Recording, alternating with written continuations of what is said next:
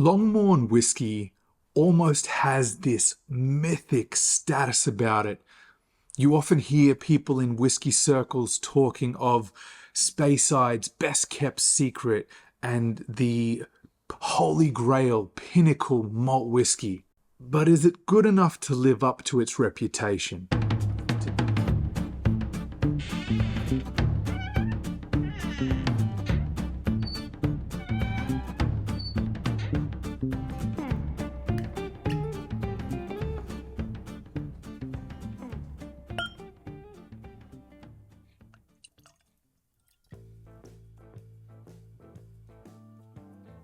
Thank you guys for joining me today here on McIntyre's Malts.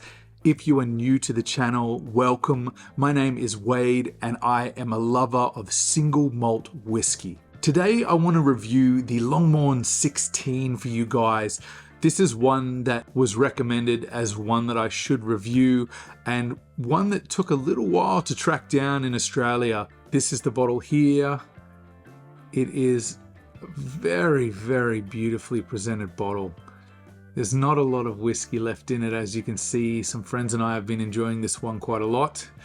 Spec wise, this one ticks a lot of the boxes, right? We have a age statement of 16 years. We have 48% ABV. We have non-chill filtered stated right on the front of the label. But we do not have anything about natural color. In the Australian market, this whiskey retails in the realm of about $220 to $250 typically. This is a Speyside single malt whiskey.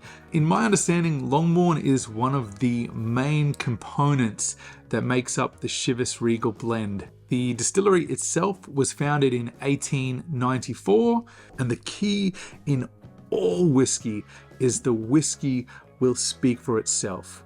With that said, I'm going to nose this whiskey, I'm going to taste this whiskey, and at the end I'm going to give you a recommendation as to if this is a whiskey that does indeed deserve its reputation and one that you should have on your shelf. On the nose.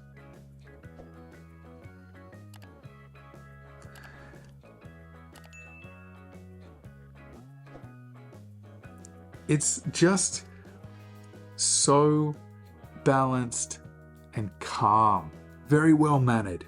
We're talking caramels, vanillas, malts, little hint of spice, just a touch, a little bit of something underneath there.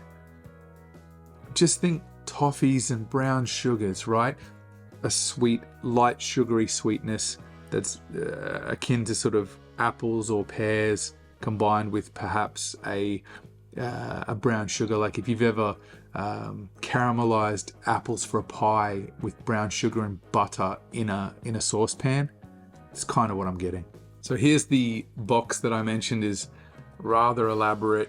You can see there's a reveal. And that's what the bottle looks like. We're sitting inside, right? Very much a showcase type bottle and presentation. Time for the ultimate test, and that is the tasting of the Longmorn 16 Slàinte.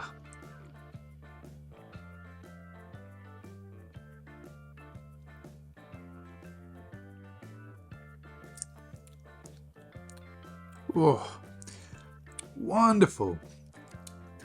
So rich, decadent, thick and rich, bold flavors, lots of toffee, this wonderful sweetness, and now on the front of my tongue, just at the tip of my tongue, I'm getting that oak spice.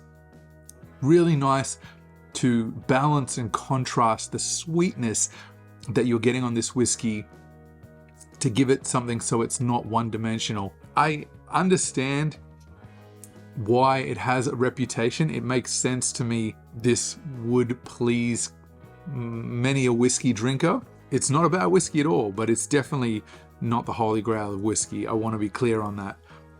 Let's do a final nosing and one more taste now to get a sense of anything else that might have started to develop in the glass, and then the finish on my palate as well.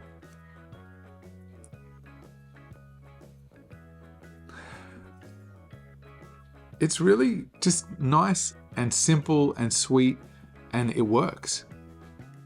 It's pleasant. I don't know if it's my imagination or I'm getting this, but like a hint of shortbread. There's a butteriness here too, like a pie crusts and dough, those kind of scents with sugars and fruits all baked together. Sometimes where people make a statement that a whiskey is what is considered the holy grail of whiskey, and to be that to as many people as possible, you have to often take the least offensive path, right? You have to play it safe and live in the middle of the road to try and appeal to and satisfy the biggest number of people. And that's exactly what this Longmorn is and does. But that's the one thing, if I had to call out where it lacks a little, is they're playing it as safe as possible in the best way that they can, if that makes sense. Okay, final sip and finish on my palate, and then I'll recommend if this is one that you should keep an eye out for. Slàinte mhath.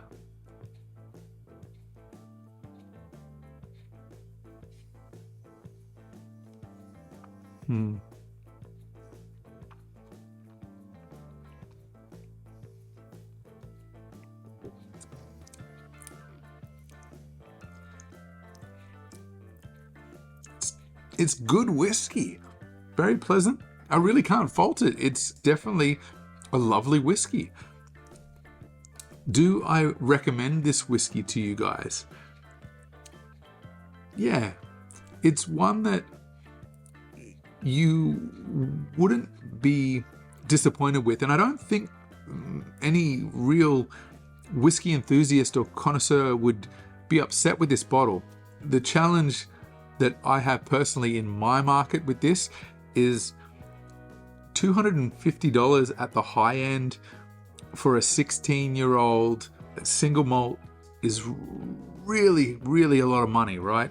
I can get a 15-year-old Glenallachie for $180, or I can get a Glendronach 15, which I think offers more than this whiskey, for $150. So I think this is one that I can recommend in terms of it being a really solid, no nonsense, great whiskey.